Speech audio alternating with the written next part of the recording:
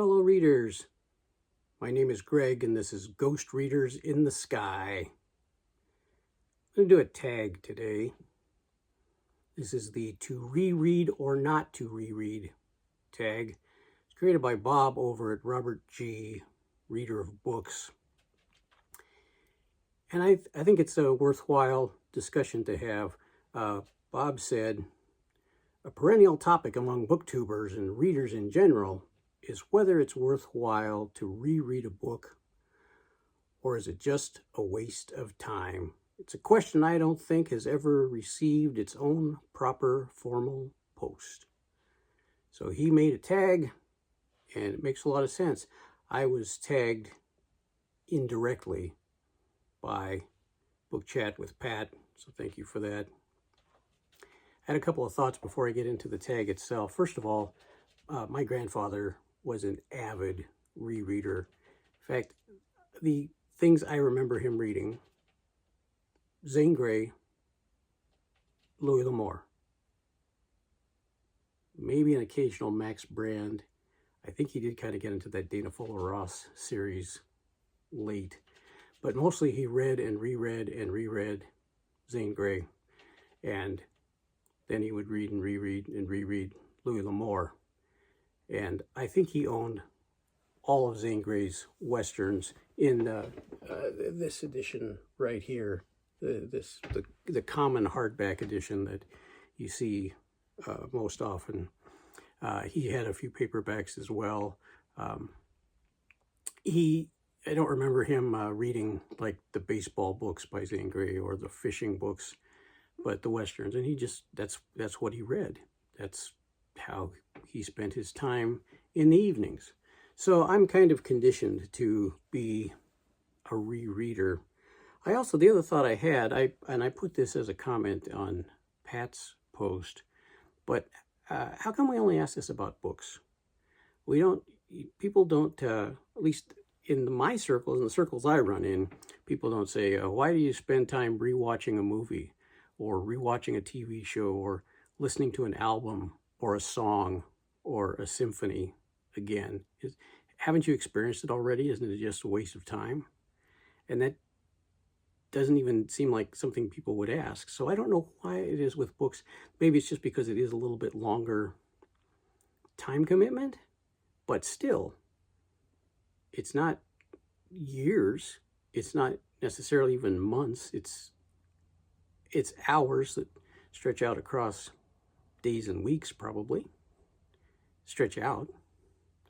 So I don't understand why the question comes around in the book world more than any other art or entertainment form. Anyway, that's the ramble for today. Here are the prompts. I'm going to kind of combine some of these. So the first one is, do you reread fiction? Why or why not? And number 3, and I'm just going to put these together. If you reread fiction, what kind of fiction are you most likely to choose? Bestsellers, classic literature, genre fiction, fantasy, science fiction, mysteries, romance, westerns, adventure stories. And what is your reason for the choices you've made? So, first of all, I do reread fiction. I reread fiction often. And I will read from any of if a book drew me in the first place, and I was interested enough to read it for whatever the reason is, it is a candidate to be reread. I probably have done more rereading of genre fiction, so more rereading of westerns and science fiction and mysteries, but I have reread classics and contemporary literature and anything fiction. I have reread it, short stories, all those things. I think they all can be worth rereading.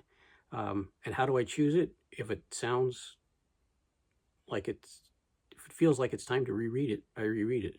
Maybe I've heard something from somebody. Maybe I've seen a video about some book that I haven't read in ages. Sometimes that'll trigger it. Sometimes I just say, wow, it's been a long time since I read that book. That sounds really good. Let's do it. Similar with nonfiction. Do you reread nonfiction? Why or why not? And if you reread nonfiction, what kinds of nonfiction are you most likely to choose? Histories, biographies, autobiographies, memoirs, philosophy, science, theology, travelogues, and what are the reasons for the choices you've made? I probably tend, again, the answer is if I was drawn to reading it in the first place, it's a candidate to be reread. The things that appeal to me most tend to be essays, tend to be travelogues. I do read a lot of history and biography and autobiography, but the travelogues, the memoirs, the essay collections, those seem to be where I'm drawn the most. And so, nonfiction that I've reread most often, probably Edward Abbey's Desert Solitaire, Henry David Thoreau's Walden. And I think the book that at least the nonfiction book that I have read the most times is probably Bill Bryson's A Walk in the Woods. And all of those they're stories about, told from a first-person point of view, a memoir, somewhat autobiographical, but really focusing on a certain time and place. And I really enjoy rereading those. What's next? If you've read a book which has been translated from another language, would you reread the same book in a newer or different translation? Well, I'm not very good at reading books in translation. It's not that I avoid it, it's just not something I do a lot of. The books I tend to read in translation are usually newer books, and so they haven't been translated a bunch of times. I think about Roy Jacobson's books. I think about like Convenience Store Woman, some of these things, but they've only been translated one time. Whale's another good one. These have been translated once, and they're new translations of fairly new works. And so if I reread them, I will reread the same translation. When I think about classics, probably the one that I think of first is Newt Hampson's Growth of the Soil.